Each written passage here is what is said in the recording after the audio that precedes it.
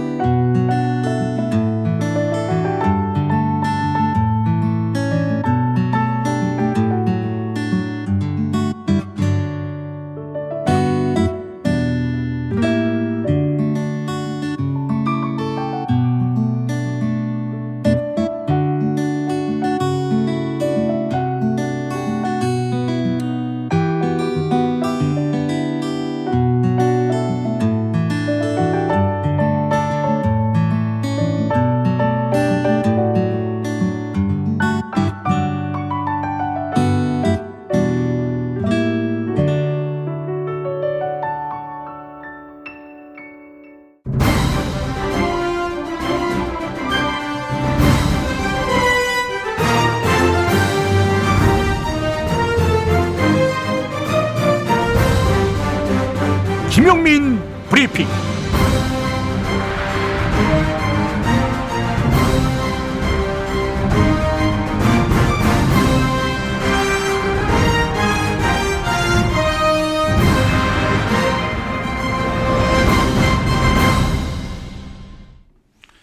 네, 라이브로 만나 뵙지 못해서 죄송합니다. 아마 다음 주 목요일부터나 가능할 것 같은데요. 그래도 약속된 월요일부터 목요일까지의 매일 아침 브리핑은 멈추지 않겠습니다. 12월 14일 목요일에 인사드립니다. 문재인 전 대통령이 재임 시절 대놓고 자신에게 도전했던 검찰총장 윤석열을 끝까지 포용하려고 했습니다. 이런 문재인 전 대통령의 태도를 옹호하는 사람들은 문 전 대통령이 어떻게든 검찰총장의 임기를 지켜주려고 했다. 그래서 마음에 안 드는 수사를 하더라도 그 직을 보장해주는 대통령으로서 그 첫 사례가 되려고 했다. 이렇게 말합니다. 자, 이게 맞는다면은 문재인 전 대통령은 쓸데없는 배려를 한 셈이 됩니다. 결과를 놓고 봅시다. 문재인 전 대통령의 선택이 옳았습니까? 검찰은 행정부인 법무부의 외청입니다. 검찰총장은 법무부 장관의 지휘를 받는 법무부 장관의 부하입니다. 그런데 법무부 장관이 자기를 화나게 했다고 상사인데 장관을 수사하고 청와대까지 털려고 했는데 이런 망나니를 그대로 방치해서 어떻게 아름다운 결과를 도출해냈나요? 윤석열은 문재인 정부의 관용을 악용해서 오용해서 검언유착, 고발사주, 판사 사찰 등 흉악한 짓을 저질렀습니다. 살아있는 권력을 상대로 수사하다가 고난받는 강직한 검사, 그 이미지는 다 가져가고요. 그러면서 또 상대당의 대선 후보가 됩니다. 그리고 대통령이 돼요. 윤석열이 대통령이 돼서 어떻게 됐습니까? 민생이요. 처참하게 무너지고 있죠. 문재인 전 대통령 본인이 재임 중에 성취했던 업적, 공로는 하나하나 부정당하고 있습니다. 윤석열을 그렇게 방치해서 도대체 돌아온 게 뭐가 있습니까? 이 이야기는 문재인 전 대통령에게 하려는 게 아닙니다. 이탄희 의원에게 하는 것입니다. 멋있고 아름다운 기득권 포기, 이걸 보여줘서 민주당 지도부로 하여금 준연동형 비례대표제를 지키라고 압박하는 것 같은데 정치는 간지를 과시하기 위해 하는 것이 아닙니다. 많은 국민의 생명과 안전, 미래를 책임지기 위해 하는 것입니다. 정치는 그래서 현실입니다. 왜 야당 지도자 김대중은 포만 나게 정계 은퇴 약속을 여러 번 어기면서 다시 국민의 선택을 받으려고 했을까요? 대통령병에 걸려서요? 문재인 정부를 겪고 윤석열 정부를 겪으면서 민주시민이 지우고자 하는 단어가 있습니다. 바로 나이브함입니다. 아니함. 나이브한 정치를 계속할 것 같으면은 이탄희 의원 이제 그만하십시오. 그런 사람 차고도 넘칩니다. 예, 그동안 수고하셨어요. 이제 그만하십시오. 오늘의 헤드라인으로 이어갑니다.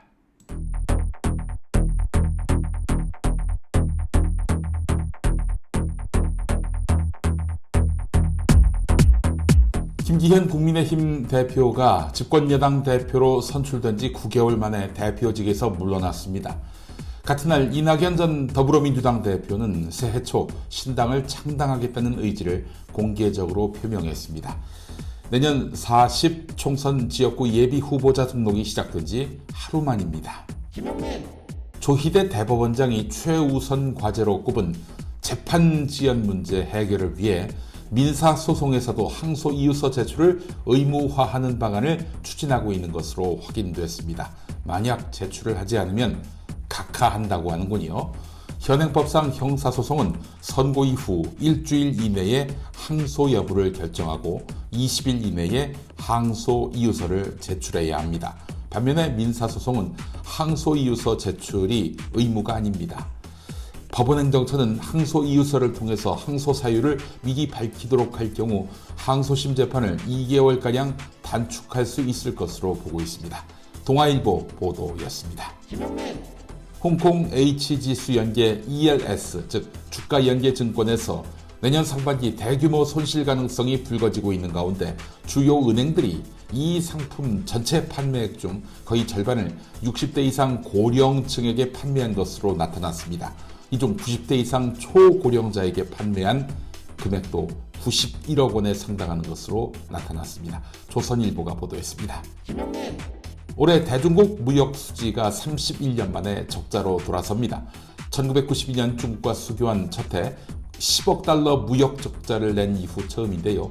우리 수출의 4분의 1가량을 차지하며 한국 경제의 한 축을 맡았던 대중무역의 판이 바뀌는 것입니다. 대중무역 수지는 1월 39억 달러 적자를 시작으로 올 들어 한 달도 빠지지 않고 적자 행진 중입니다. 조선일보 보도였습니다. 사람과 관계를 맺지 않거나 집 밖으로 나오지 않는 고립 은둔 청년이 전국 54만 명, 청년 인구의 5%에 달한다는 조사가 나왔습니다. 고립을 방치하면 더 큰 단절로 이어지는 것으로 조사됐습니다. 초고 위험군에 해당하는 2.4%, 504명은 자기 방 안에서도 나오지 않는다. 이렇게 응답했습니다. 고립 은둔 청년 4명 중 3명은 자살 생각을 한 적도 있었다. 이렇게 밝혔다고 하는군요. 중앙일보 보도였습니다. 김기현 국민의힘 대표 어제 오후 5시 3분쯤에 페이스북에 당대표 사퇴한다 이런 입장문을 올렸습니다. 자, 그런데 말이죠. 이 어제 오후 5시 3분은요. 이준석이 나 오늘 아침에 김기현과 만났다. 이 회동 사실을 밝힌 지 한 30분 뒤였습니다. 예, 이준석이 어떤 사람입니까? 12월 27일에 탈당하겠다 이렇게 밝히지 않았습니까? 물론 이제 이준석이가 결국 당과 거래를 해서 남을 것이다 이렇게 보는 시각도 많습니다만은 어쨌든 탈당을 예고했던 이준석, 무엇보다도 윤석열에게 가장 미움을 사고 있는 이준석과 김기현이 만났단 말이죠. 이준석 만난 다음에 그런 다음에 이제 사퇴 입장문을 올렸단 말이죠. 예, 사실 지난 월요일 오후부터 김기현이 그 잠행을 했습니다. 어디 연락도 안 받고요. 어디가 있는지도 모르고요. 예. 그런데 말이죠. 이준석 얘기가요. 어제 아침에 만났던 김기현이 자신이 거취 압박을 받게 된 과정에 대해서 불쾌감을 토로했다고 합니다. 윤석열이가 싫어하는 이준석과 만나서 김기현이 그동안 압박을 받아온 사정을 얘기한 겁니다. 그 압박은 누가 배후에서 압박했겠어요? 윤석열이 이제 배후에서 압박했겠죠. 누가 보더라도 삼척동자가 가늠하더라도 당연히 그렇게 생각할 수밖에 없는 거 아니겠습니까? 자, 그렇다면 김기현이가 이준석과 만나서 윤석열 뒷담화를 했다. 이렇게 봐야 마땅하지 않겠습니까? 이준석의 설명은 이렇습니다. 지금 많은 일이 인민재판처럼 진행됐고 당 안에서 앞장서는 홍위병 같은 사람들이 있다. 이제 윤석열의 이익을 위한 홍위병이겠죠. 주로 이제 초선들일 겁니다. 예. 자, 그러면서 이준석이 윤석열이 당에 들어온 뒤로 당의 혼란이 끊이지 않는다. 김기현 대표는 그래도 당내 의원 중에 합리적인 인격을 가진 사람인데 오히려 이렇게 공격을 당하는 게 황당한 상황이다. 이렇게 얘기합니다. 뭐 김기현에 대해서 이준석이 그동안 이제 뒷담화를 한 게 있긴 한데 일단 김기현을 만나고 나서는 김기현을 옹호하는 입장이 됐어요. 이준석이. 자, 이준석이 하는 말이 또 이렇습니다. 지금 수도권 위기론을 얘기하는데 서울 어디 나가서 국민의힘을 안 찍으시는 이유가 뭡니까? 라고 물었을 때 김기현이라는 답이 나올 확률은 거의 제로에 가깝다. 예. 이 말은 이제 두 가지 의미가 있죠. 김기현 때문에 국민의힘 이미지가 나빠진 게 아니다. 이런 얘기도 있지만은 김기현 때문에 국민의힘 지지율이 오르거나 하는 일도 없었다. 그러니까 김기현은 거의 존재감 제로다. 이런 얘기기도 합니다. 사실은. 정치에는 명과 암이 있어서 좋아하는 사람이 있으면 싫어하는 사람이 있고 싫어하는 사람이 있으면 좋아하는 사람이 있는데 김기현은 싫어하는 사람도 없고 좋아하는 사람도 없다. 이준석 얘기가 이렇습니다. 이준석 얘기를 곱씹어봐야 정확한 그 속내를 알 수가 있는 거예요. 예. 김기현은 이렇게 자기를 대변해준 이준석이 고마웠을까요? 그러나 한풀 더 벗겨보면은 우리 김기현을 디스하는 겁니다. 사실은. 자, 김기현도 사실 윤석열에 대해서 불편함을 감추지 않았습니다. 뭐 본인이 직접 얘기한 건 아니고 김 대표와 가까운 인사들이 기자들에게 한 말인데 이렇습니다. 여권의 위기를 불러온 서울 강서구청장 보궐선거 후보를 김기현이 냈느냐. 사실 김기현은 후보를 안 내려고 했어요. 안 내려고 했어요. 해봐야 질 게 뻔한데 그냥 뭐 우리가 이 강서구청장 보궐선거를 초래한 원인 제공자니까 우리는 후보를 내지 말자. 이런 입장이었어요. 내봐야 질 게 뻔하니까. 또 김기현 대표와 가까운 인사가 하는 말은 이렇습니다. 이례적으로 기자회견이 아닌 페이스북을 통해서 사퇴 의사를 전달한 점은 여권의 위기를 자기에게 몰아가려는 그 세력에 대한 김기현 대표의 일종의 항의 표시로 보인다. 이렇게 말을 했습니다. 그래요. 김기현이가 억울할 만도 해요. 뭔 잘못을 했어 도대체. 잘한 것도 없지만 잘못한 것도 없어요. 잘못은 윤석열이가 다 했는데. 자, 어쨌든 그 이준석은요. 어제 낮 4시 40분쯤, 4시 30분쯤에 유튜브를 통해서 나 오늘 김기현과 만났다 이렇게 말을 했고 5시 3분쯤 한 30분 뒤에 김기현 대표가 자기 페이스북에다가 나 그만둡니다. 이렇게 입장을 밝혔습니다. 자, 뭐 말씀드린 대로 이런 만남은 만남 자체로 큰 파문을 낳고 있습니다. 친윤 핵심 그룹들 지금 부글부글 끓고 있거든요. 그 친윤의 핵심 관계자 말은 이렇습니다.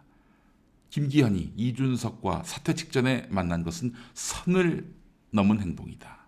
왜 선을 넘었을까요? 아니 사람이 만날 수도 있지. 또 이준석은 국민의힘 전직 당대표인데 야당 대표도 만나는 판에 전직 여당 대표를 만나지 말라는 법이 어디 있습니까? 이유는 한 가지죠. 윤석열이 이준석을 연락에 미워하기 때문입니다. 그런데 친윤 핵심 그룹 관계자는 믿어지지 않는다 이런 말까지 했다고 합니다. 예, 대놓고 저 윤석열 디스한 거라고 보는 거예요. 사실 그동안 윤석열의 압박이 상당했던 것으로 알려지고 있습니다. 지난 12월 8일에 그 윤석열이가 김기현, 인요한 불러가지고 함께 식사를 했지요. 그때 했던 말이 이거라고 합니다. 인요한이 당 혁신의 50%를 성공했으니 미진한 부분은 당이 잘 반영해서 완성하면 100%가 되지 않겠는가. 이거는 인요한을 띄워주는 것도 있지만 무엇보다도 김기현 네가 총대를 매, 이런 뜻이었단 말이죠. 그래서 김기현이가 그때 윤석열 만나고 나와서 그 표정이 그렇게 너무너무 좋았습니다. 결국 인요한과의 파워게임에서 내 손을 들어줬다, 이렇게 생각을 했던 것이죠. 그러면서 또 내가 수시로 윤석열과 통화한다, 윤석열이 나에게 힘을 실어줬다, 이런 식으로 떠벌렸다고 합니다. 기자들한테. 그랬는데 정보 보고 보니까, 기자들끼리만 보는 그 받은 글에 따르면 용산 대통령실은 우리가 언제 이랬다는 거예요. 자, 그런데 오늘 한겨레 보도를 보니까요, 왜 이런 이상한 일이 벌어졌는지 답을 찾을 수가 있습니다.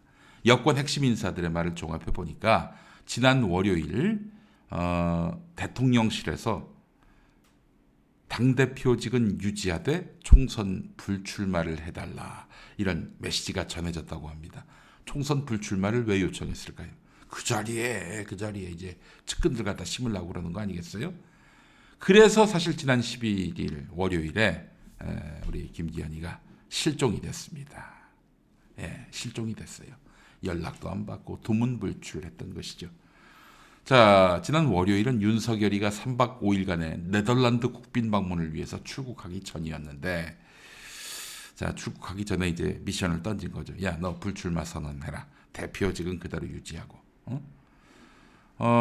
이에 대해서 김기현이가 답을 보냈는데 거부 못하겠습니다. 그렇게는 안 합니다. 이렇게 답을 보냈다고 합니다. 22대 총선 공천권을 행사하고 총선 결과에 책임지고 물러날 수 있는 당대표보다는 20년 동안 지켜온 지역구를 지키면서 4년의 의원직을 보장받을 수 있는 총선 출마를 택한 것으로 보이는데요. 그러니까 어제 그 당대표직을 던진 거는 한마디로 얘기해서 나 총선 나갈래, 이런 뜻으로 해석할 수밖에 없어요. 아니 뭐 총선 불출마하고 당대표 유지할 것 같으면야, 그 대통령실 요구를 받으면 되는 거 아니겠습니까? 자, 그런데 대통령실 제안과는 정반대로 당대표직을 포기하고 지역구에 총선 출마하겠다, 이렇게 답을 한 겁니다. 자, 이 이야기를 들은 윤석열이가 어떻게 반응했을까요? 경로했다고 합니다. 경로했다고 해요. 자, 김기현은 그래도 내가 대표직을 사퇴했는데 지역구 출마 정도는 용인해 주셔야 하는 거 아닌가, 이런 마음이 있는 모양입니다. 택도 없는 소리입니다. 김기현은 알아야 합니다. 윤석열의 전폭 지원으로 당대표가 왜 됐는지. 말을 잘 들을 것 같으니까 당대표가 된 거 아니에요, 한마디로 얘기해서. 그래서 간택된 거 아닙니까, 윤석열한테. 근데 말을 잘 듣지 않는다? 그 대표로서 가치가 있습니까? 없는 거죠. 9개월 만에 이렇게 물러날 수밖에 없는 배경. 이제 아시겠죠? 김기현 단단히 찍혔습니다. 또 캐비넷이 열리나요? 이게 진짜 엉망진창이죠.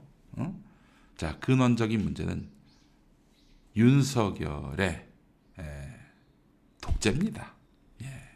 당안 당박, 이 독재가 이 사다를 부르고 있습니다.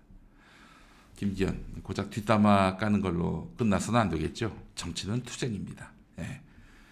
이대로 그냥 대통령실 압박에 주저앉는 모양새로 끝난다면, 그렇게 해서 총선 불출마까지 하게 된다면 당신은 그냥 뭐 별 볼 일 없는 인간이 되는 겁니다.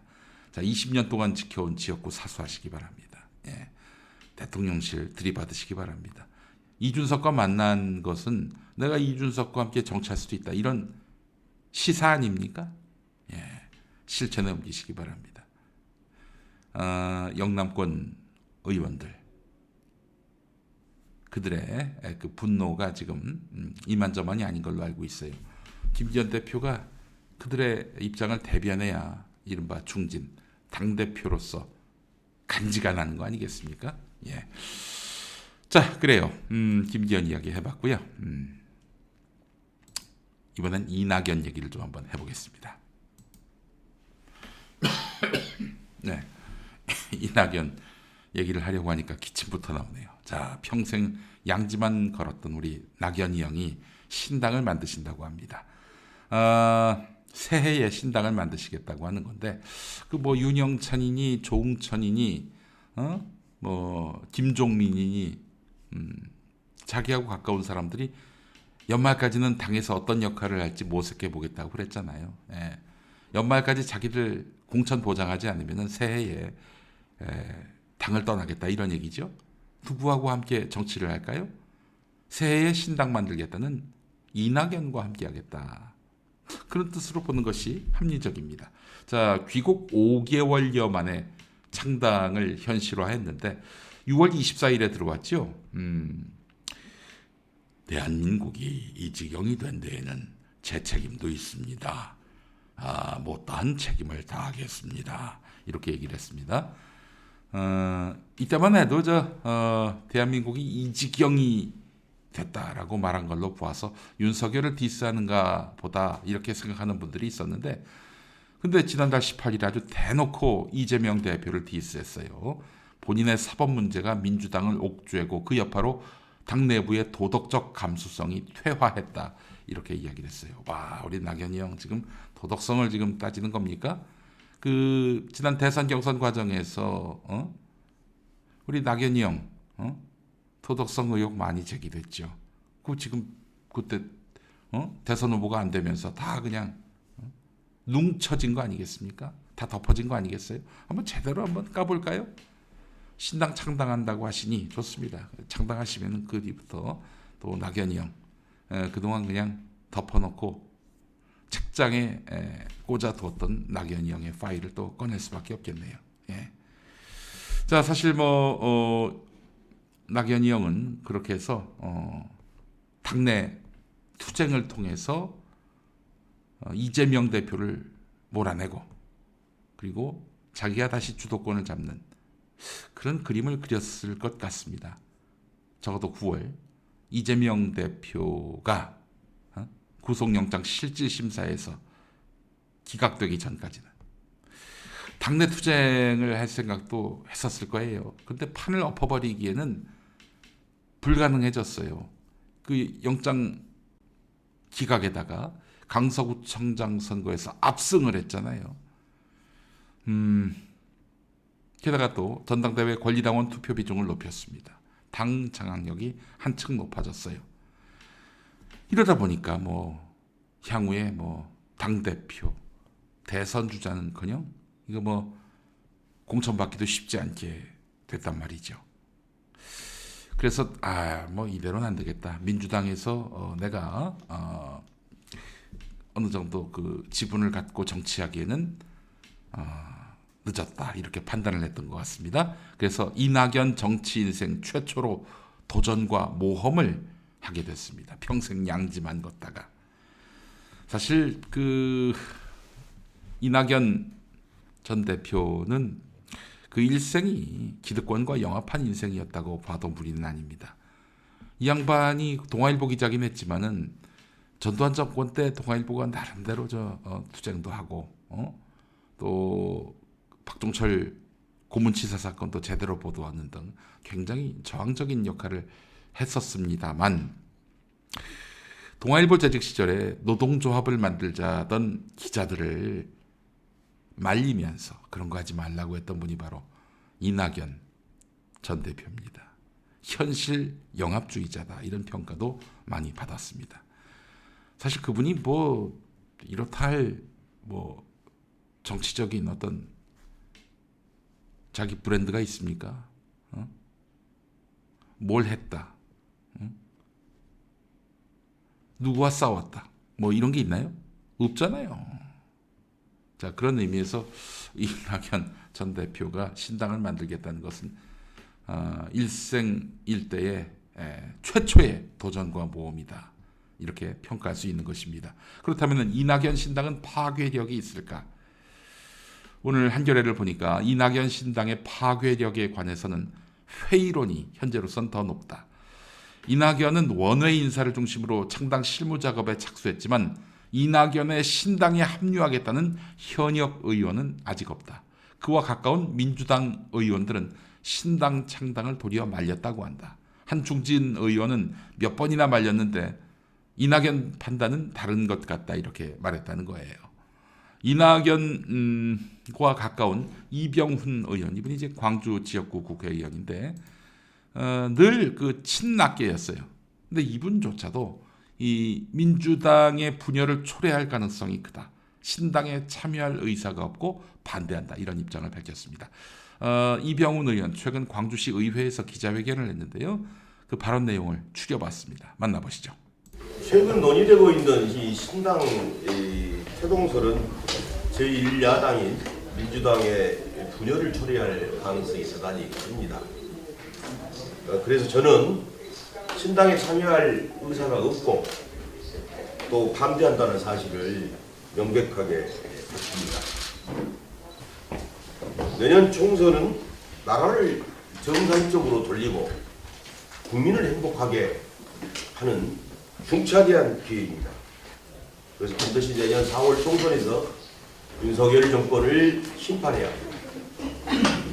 민주당이 분열되지 않고 똘똘 뭉쳐야 윤석열 정권을 심판하고 나라를 바로 세울 수 있습니다. 친명이냐 비명이냐 이런 갈라치기 이런 총선 승리에 전혀 도움이 되지 않습니다. 이낙연 대표도 민주당 소속이잖아요. 민주당의 고문이시잖아요. 적어도 민주당에서 탈당을 해서는 안 될 것으로 보고 그러지 않을 것으로 믿습니다. 네, 민주당 안에서도 이낙연에 대한 비판이 쏟아지고 있습니다. 2000년 새천년 민주당 시절부터 23년 동안 민주당에 몸담으면서 5선 의원을 지냈고 전라남도 지사, 문재인 정부 국무총리, 당대표를 지냈죠. 예, 대통령 빼고 다 해본 거예요, 한마디로. 예. 신당 창당설, 이제 뭐 거스를 수 없는 이낙연이 선택한 길인 것 같은데 오늘 당장 광주일보를 보니까 일면 헤드라인에서 이낙연을 까더라고요. 예. 지금 광주 전남 또 전북의 민심은 굉장히 싸늘합니다. 지역 기반이 거기인데 이낙연 이런 그 지역민들의 동의를 얻지 못하는 신당 창당 어디 가서 지지받으려고? 자, 그런 의미에서 김민석 의원의 그런 발언은 정말 사이다입니다. 김민석 의원 발언 한번 들어보시죠. 이낙연 전 대표는 주변의 입을 빌지 말고 정정당당하게 국민과 당원의 질문에 답하십시오. 정치인 이낙연의 정체성은 무엇입니까? 민주당입니까? 제3세력입니까? 검찰 독재와 치열하게 싸운 적이 있습니까? 과연 싸울 생각은 있습니까? 민주당 덕으로 평생 꽃길을 걸은 분이 왜 당을 찌르고 흔듭니까? 신당을 할 거면 안에서 흔들지 말고 나가서 하는 것이 최소한의 양식 아닙니까? 왜 선거 준비에 절박한 당과 동지들의 에너지를 뺏고 선거를 방해합니까? 내일도 신당 얘기를 할 거면 오늘 당장 나가십시오. 구차한 정치 행태가 신당에 맞습니까? 검찰 독재의 협조자로 기록되실 겁니까? 이낙연 전 대표는 사쿠라 노선을 포기하시기 바랍니다.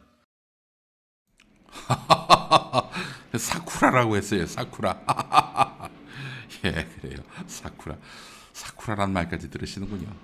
이렇게 이낙연 형님이 자기 대권 주자로서 뭐 한 두 자릿수 넘어갈까 말까 이 정도만 지지율을 확보했어도 이런 꼬라지를 당하지 않았을 겁니다. 앞으로 미래가 없다고 본 거예요. 미래가 있을 것 같으면 이런 대접 받겠습니까? 친낙계라고 불리는 의원들조차도 뜯어말리는 신당 창당. 지금 개오바를 하고 계시는 거예요. 일생 양지만 걸으시다가 이제 한번 시베리아 발판에 서보시겠다고 하는 건데 일생 그렇게 현실 영합하면서 살아오신 분이 갑자기 풍찬노숙을 하시겠다고 하니 입 돌아가실까 염려됩니다. 자, 이런 가운데 오늘 한국일보 보도가 상당히 눈길을 끕니다. 더불어민주당이 자체적으로 조사를 했더니 부산 지역구 전체 18개 지역구인데 이 중에 5곳이 우세, 1곳이 초박빙, 2곳이 박빙이라는 결과가 나왔습니다. 자, 그렇다면은 해볼만 하겠죠? 예. 2곳도 당 지지율이 아주 나쁘진 않습니다. 이게 지역위원장 지지율은 좀 떨어져도 당 지지율이 나쁘지 않아서 최대 10곳에서 승부를 걸어볼 수 있다 이렇게 계산을 한 것 같습니다. 그래서 사실 어제 당 지도부가 부산을 방문한 겁니다. 지금 민주당 현역 의원이 있는 곳이 이제 사갑, 북강서갑, 남구을 정도지요. 최인호, 박재호, 전재수 의원 등이 이제 현역 의원인데 여기 말고도 국민의힘 의원이 현역인 두 곳도 우세로 나왔다는 거예요. 그래서 현재 5곳에서는 내년 당선자를 기대할 수 있다. 이런 얘기입니다. 사실 2016년에 5곳에서 이제 승리를 했었죠. 민주당이. 그런데 2020년 총선에서 겨우 3석만 얻었단 말이죠. 고전을 면치 못했습니다. 그 원인은 호남이 똘똘 뭉쳐서 민주당을 밀었던 당시 상황과 무관하지 않다고 봅니다. 2016년에는 호남에서 안철수 바람이 있었잖아요. 그 민주당에 대한 거부감이 좀 덜했고 또 2016년 당시에 그 민주당의 그 비상대책위원회 대표가 이제 김종인이었지만 실상은 이제 민주당의 간판은 문재인 전 대통령이었단 말이죠. 부산 출신. 그래서 2016년에서 민주당이 5석을 얻는 그런 기염을 토했는데요. 자, 그래서 이제 현역 지역위원장의 경쟁력이 이제 당 지지율보다 낮은 곳. 그러니까 여기에 더 경쟁력을 갖춘 인물을 공천하면은 해볼 만한 지역이 될 수 있다 이렇게 판단을 한단 말이죠. 그래서 부산에서 과반 의석 달성도 불가능하지 않다 이런 분석이 나오고 있습니다. 자, 이런 와중에 우리 저 낙연이 형이 그 호남의 그 수박들, 낙엽들을 다 데리고 나가서 호남 지역 기반의 신당을 만들려고 한다. 민주당 선거 전략이 나쁘지 않습니다. 네, 그렇게 해서 민주당 2022년 총선 승리에 기여를 하신다면 어떨까 하는 그런 생각이 듭니다. 2024년이군요. 2024년 총선에 기여를 하신다면은 이 신당 나쁘지 않다 이렇게 또 평가를 하겠습니다. 그러나 이낙연의 신당 구상 자체가 너무 얄팍하고 좀 추합니다. 예. 그게 좀 보기 안 좋지 민주당에겐 별로 나쁘지 않다 이런 말씀을 좀 드리고 싶네요. 게다가 지금 국민의힘 같은 경우 부산에서 그 친윤의 핵심으로서 선거를 이끌어야 할 장제원이가 뭐 거의 타의에 의해서 불출마를 선언했고 서울 종로 출마를 선언했던 하태경 의원 지금 길을 잃었습니다. 그리고 그 황보승이 불법 정치자금 논란이라고는 하지만 그 이전에 이제 불륜 논란이 또 있었잖아요. 예, 그 황보승이의 불출마도 해가지고 세 곳이 지금 무주공산이 된 마당이란 말이에요. 지금 윤석열기가 나쁜 상황에서 윤석열의 지지가 바닥인 상황에서 윤석열의 측근 검사들이 만약에 거기에 낙하산 공천을 받는다 당선되기 쉽지 않겠죠. 예, 윤석열 아바타로 다 볼 거 아니겠습니까? 자, 그런 의미에서 부산 선거 해볼 만하다. 여기에 경쟁력 있는 당내 중진들이 선당우사의 마음으로 부산에서 출마를 한다면은 굉장히 의미 있는 결과를 내지 않겠는가. 더 나아가서 차기 말고 차차기 대권 주자급 인사를 투입하는 것은 어떨지 하는 생각도 해봅니다. 뭐 누구라고 말하진 않겠습니다. 예, 차차기 대권 주자급 인사의 투입 이것도 한번 고려해 볼 만하다. 그러면 그 선거를 그 사람 중심으로 치를 수 있지 않겠어요? 자, 아주 재미있는 그림이 지금 그려지고 있는 부산입니다. 예, 낙연이 형, 땡큐, 고맙습니다. 신당 창당 약속 반드시 이행하시기 바라겠습니다. 자, 이 이야기를 하나 더 하고 다음 순서로 이어갈까 하는데요. 이상한 사단장 이야기입니다. 여러분 최수근 상병 이야기 기억하시죠? 호우 때 실종자를 수색하기 위해 급류에서 작업을 하던 최수근 상병. 무리한 수색이었죠. 그걸 시킨 사람이 바로 임성근 사단장이었습니다. 해병대 1사단장. 지금은 전 사단장이 됐습니다만은 근데 이 사람이 최근에 그 재판에 나와서 책임을 부하에게 떠넘겼다고 합니다. 게다가 그 채수군 상병과 함께 급류에 빠졌다가 가까스로 생존한 장병과 그 가족을 그 비난하는 그런 발언도 했다고 합니다. 군사법원에다가 188쪽 분량의 진술서를 제출했는데 그 안에 이런 터무니없는 발언들이 담겨 있다는 거예요. 임성근 전 사단장, 이 해병대 수사단장이던 박정훈 대령의 항명 사건 재판을 맡은 군사법원에다가 진술서를 냈는데 전역 뒤에 자신을 고소한 생존 장병 A 씨에 대해서 정확한 정보를 인식한 상태에서 그의 자유로운 의지에 따라 이루어진 것이라고 믿지 않는다 이렇게 주장을 했습니다. 또 이 생존 장병의 어머니에 대해서도 사건의 전체적인 상황과 실체적 객관적 진실을 멀리한 채 추측성 기사와 일부 단체의 주장만 믿고 자신을 고발했다 이렇게 매도를 했습니다. 일부 단체는 아마 군인권센터를 말하는 것이겠죠. 아니 국방의 의무를 수행하던 젊은이가 무리한 수사 지시로 목숨을 잃었는데 무리한 수색 지시로 목숨을 잃었는데 최고 지휘부의 그 순회부의 최고 책임자가 이 국방부 지시로 수사 대상에서 제외됐다는 의혹으로 공분이 일고 있는 이 마당에 피해자이자 자신의 부하였던 생존 장병과 그의 어머니를 공격하다니. 아니 이런 쫄장을 믿고 군 생활을 했단 말입니까? 우리 생존 장병과 그 어머니는 더 참담하시겠어요. 게다가 생명을 잃을 뻔한 피해를 겪고 그 책임자를 가리기 위해서 법에 호소한 생존 장병과 가족을 사리분별도 할 줄 모르는 사람으로 이렇게 매도했단 말이죠. 그러면서 또 임성근 전 사단장은 진술서에서 수중수색을 하지 말라는 지시를 현장 지휘관들이 잘못 알아들어서 생긴 일이다 이렇게 면피하고 있습니다. 책임은 부하들한테 전가를 하고 그리고 피해자인 부하 장병까지 매도하는 이 지휘관을 보면서 그래도 귀신 잡는 해병이라고 해병을 신뢰해왔던 국민들의 믿음은 산산이 깨지게 됐습니다. 자, 이런 가운데 오늘 또 하나 소식이 나왔습니다. 한겨레 단독인데요. 채수군 상병 검시에 참여했던 군검사가 박정훈 대령이 이끈 해병대 수사단의 수사에 외압이 있었다라고 진술을 했는데 외압의 실체가 누구냐? VIP라는 거예요. VIP. 윤석열이란 얘기죠. 자, 이 군검찰은 말이죠. 이런 군검사의 진술을 확보하고도 재판의 증거 기록으로 제출하지 않았습니다. 증거 기록으로 제출하지 않으면 이 자체로 객관의 의무를 위배하는 겁니다. 아무리 군검찰이라 하더라도 객관의 의무는 지지 않습니까? 객관의 의무를 지지요. 이렇게 증거 기록으로 제출하지 않으면 원칙적으로 재판에서 증거로 쓸 수가 없는 겁니다.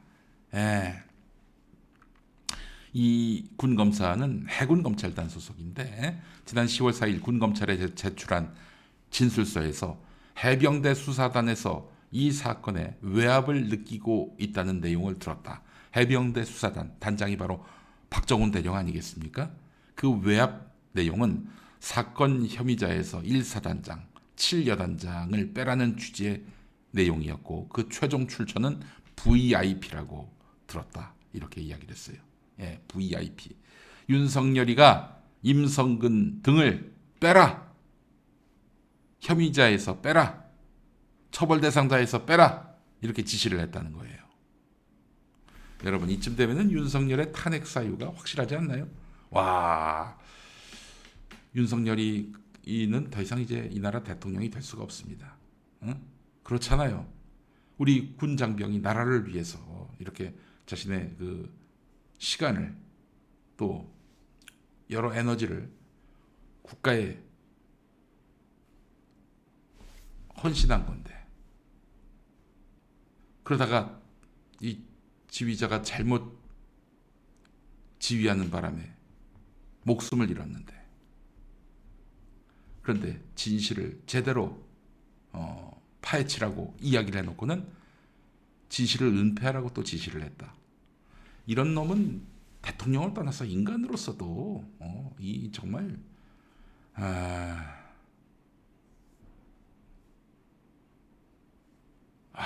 저질입니다. 저질. 목사가 되니까 제가 욕을 자제할 수밖에 없어서 정말 생각 같아서는 제가 하는 욕 한 500가지 됐는데 그중에 된 놈으로 한 50가지만 골라서 해주고 싶은데, 고작 머리를 굴린 끝에 나온 말이 저질입니다. VIP 윤석열, 이 저질, 이 저질을 빨리 탄핵시켜야 합니다. 여러분, 그렇지 않으면 또 다른 최수근 상병 사건이 날 수가 있어요. 잘못을 저질러도 나는 VIP와 친하니까 책임질 일이 없다, 이렇게 생각하지 않겠습니까? 임성근 사단장 같은 사람들이. 아이고, 과연 박정훈 대령 이겨내시고요. 당신이 이기는 게 박정훈 대령의 그런 원한을 달래는 것입니다. 반드시 승리하시기 바랍니다. 정의가, 상식이 당신 편입니다. 참, 이런 꼬라지를 보고도 우리가 이런 자를 대통령으로 인정해야 하는 현실이 너무나 참담합니다.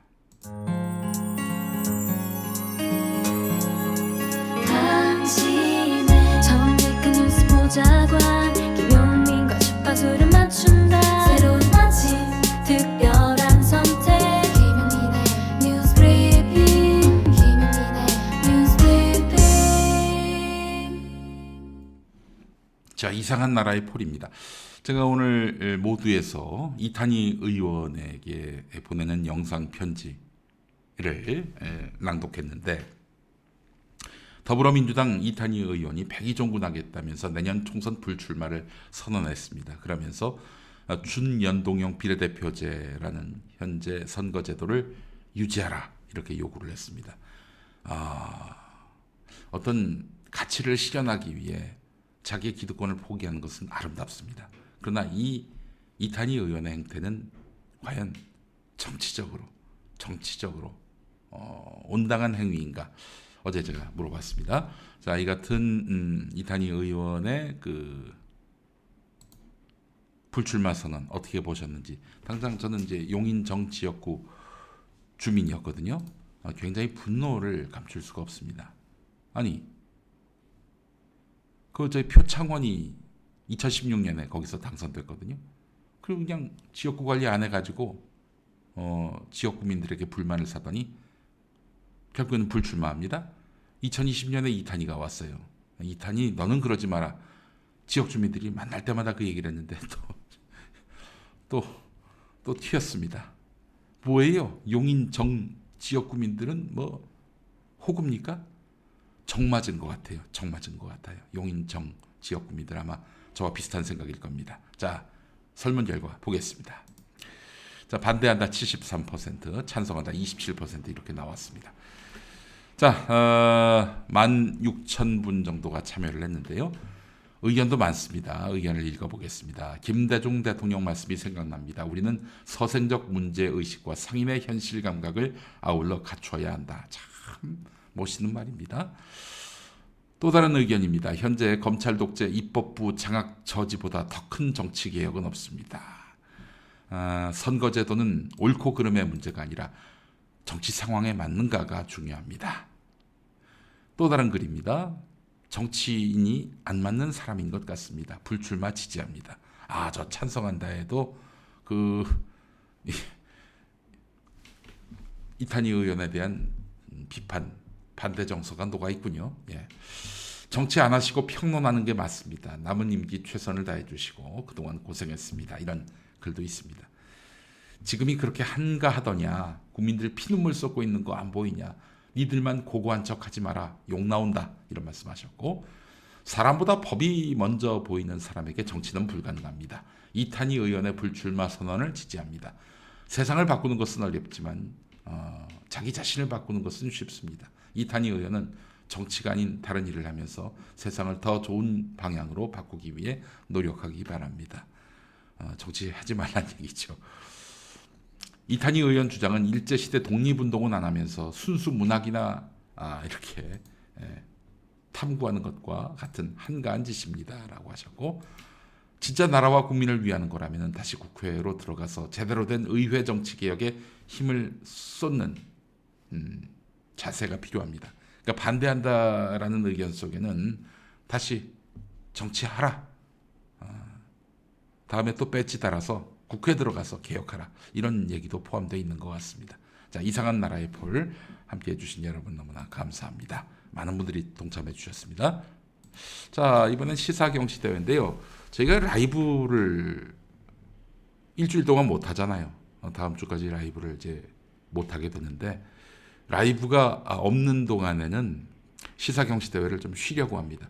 이게 사실은 빨리 정답을 맞히는 게 중요한 건데, 지금 녹화에 돼서 올라가는데 이게 뭐 빨리 정답 보내주시는 게 의미가 없게 됐잖아요. 그래서 라이브를 다시 시작하면 그때 여러분들께 다시 퀴즈를 내도록 하겠습니다. 자, 그러나 아임굿 선전은 해야 되겠죠. 간이 편한 에너지, 생생활력, 숙취해소에 딱입니다. 먹어봤는데 과채음료예요. 너무 좋아요. 그런데 이게 생생활력과 숙취해소로 간을 편하게 해준다니까 얼마나 좋습니까? 일석몇조예요. 일석엔조입니다. 피로가 안 풀릴 때, 몸에 기운이 없을 때 푸석푸석한 피부에 음주 전후 숙취 해소에 아임굿. 여러분 한번 경험해 보시죠. 시사경시대회 정답자에게는 저희가 한 박스씩 보내드린다고 그랬는데, 어제 라이브 못한 첫날에 정답자가 아무도 없어요. 보내주신 분이 없습니다. 그래서 이거는 이제 라이브 시작하면 다시 하려고 하는데, 그래도 어제 그 문제에 대한 정답은 말씀드려야 되는 거 아니겠습니까? 정답을 좀 말씀을 드리겠습니다. 자, 괄호를 제시하고 그 안에 있는 숫자를 다 더해달라, 이거 아니었습니까? 개헌 대통령 탄핵 저지선 국회 200석 이상이 필요하죠.